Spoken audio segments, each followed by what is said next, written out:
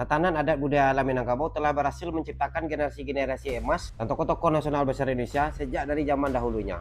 Untuk itu tetap suarakan semua hal-hal yang berbau adat daerah Minangkabau. Karena apa? Karena kita takut hal semacam ini akan punah, hal semacam ini akan tergerus oleh budaya-budaya asing atau budaya-budaya luar yang telah masuk ke dalam tatanan kehidupan kita.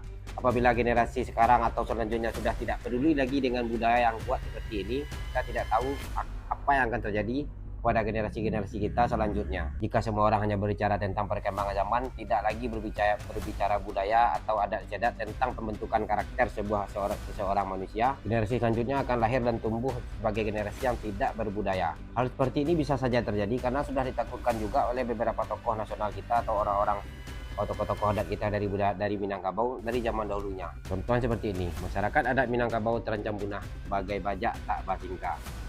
Untuk itu tetap kembali kepada adat dan budaya alam Minangkabau dan buat diri kita dan generasi kita selanjutnya bangga menjadi orang Minang. Buat teman-teman yang ada tambahan, tolong tulis di kolom komentar. Hidup beragam mati beriman, mudah-mudahan menambahkan dan meningkatkan iman.